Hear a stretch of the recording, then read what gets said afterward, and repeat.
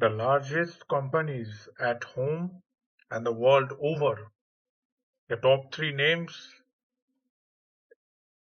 in the list that we decided that remained constant over the past couple of years. But how to do that? India's largest corporations rank according to their daily average market capitalization between the 12-month tenure that ended October 2020 and the 12-month ended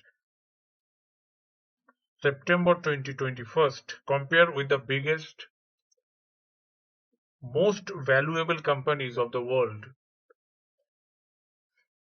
The 10 largest Indian companies by the market capitalization is for India is Reliance Industry, Tata Consultancy Services, HDFC Bank, Infosys, Hindustan Unilever, ICICI Bank,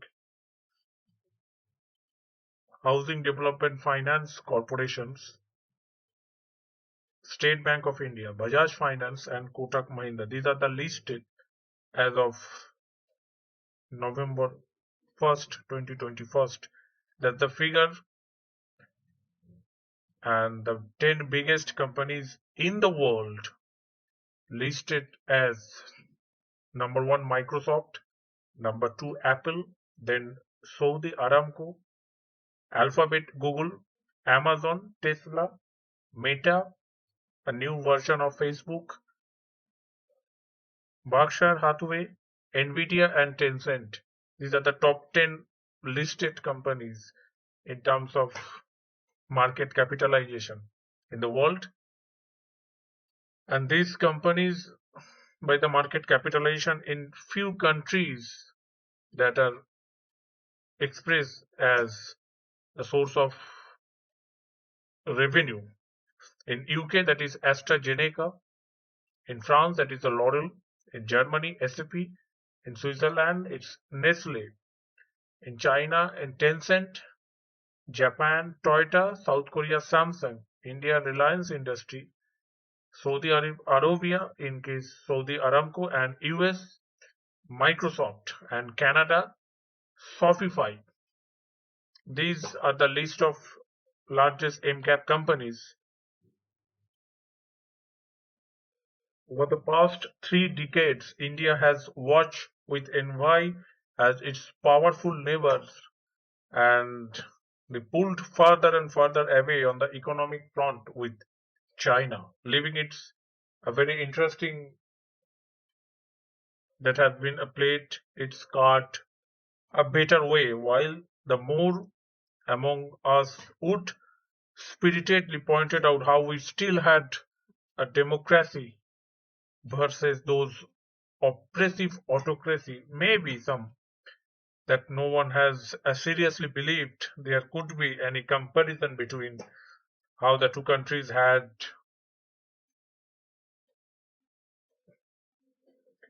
where those relatively China was simply way ahead. And while it continues to be the event of the past few months that point to a potential and unraveling of the Chinese success story that the potent of which has received at home with an expected sense of isolated fact, and that's important. One never knows except how this makes an isolated blunder, and it could be alarmist to jump to the conclusion it's not. The first came as the mysterious disappearance of some important personalities.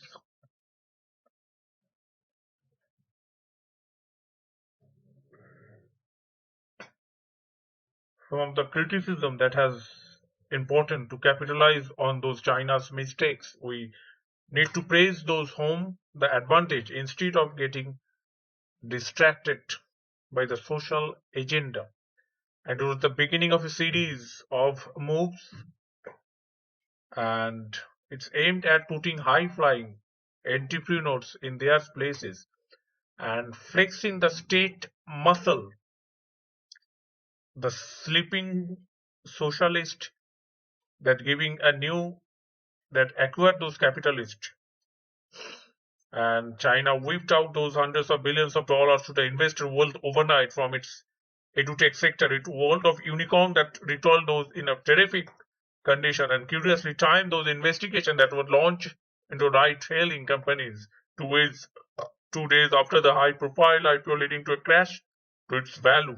And now travel is a massive real estate sector, but the second largest player has a defaulting serially on a repayment. It's not only the one luxury home developer that also struggling to service its debt obligation, leading to the fear that China's debt fueling form and long regarded as its Achilles heel this finally become coming apart and never knows except to the handlight that has therefore in India that much hand that could something like the episode of what happened to the Ambani, the businessman that asked for a unicorn entrepreneur that have a sigh of relief that they are not operating in such a capricious ecosystem and politicians whisper they knew that it was only a matter of time before China got its power to come effect and such reckless debt that had to unravel, underscoring all its in the belief, even confidence that the China sleeps. It will finally be India's time in the sun. There is a grain of truth to all of this and these and inflicted blows that accelerated the reckless behavior on the geopolitical front that have alarmed the businesses investors along with those policy makers. Everyone is very important to the exposure to the China and India is an obvious beneficiary and of both businesses and investor. There is much talk of China plus one policy. Then one should not get carried away. China remains a worthy adversary and without fixing its own issues, India's enthusiasm could turn out to be a misplaced, a mirage that born of wishful thinking. The reason for China's rise at the factory of the world are well documented as they have not vanished overnight, but many of the reasons why India has struggled to close the gap with China and the population of comparable size will the labor participation in China is a very high and is importantly so the women that are involved in is 61% in China. That's in India it is less than 20%. Simply put, more than 3 in 5 women in China earn a living, while in India less than 1 in 5 do it. So half the population does not participate gainfully. How will our economy has overcome those that goes to China's tally? It's really like fighting with one arm tied behind your back, and that's is not just women. The 15% of India is Muslim, another 15% is Dalit. What's access do they have to the labor market? And it's no wonder that the India's feeble middle class post the pandemic comprises only 66 million, while the number in China is over 400 million. Imagine the scale of differences in spending power between the two populations.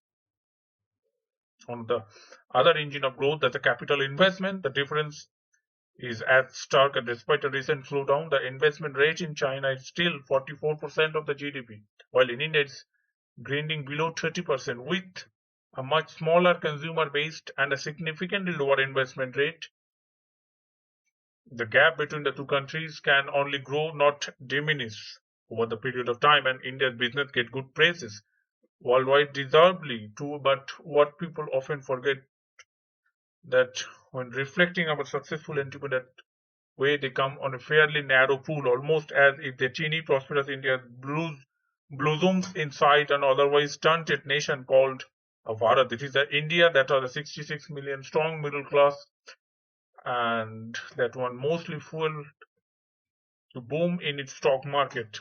One cannot but the bullish on this India, yet it is one of that preserved on a predominantly male upper class Hindu subset The rest watch from the sidelines, praying for the mythical trickle down.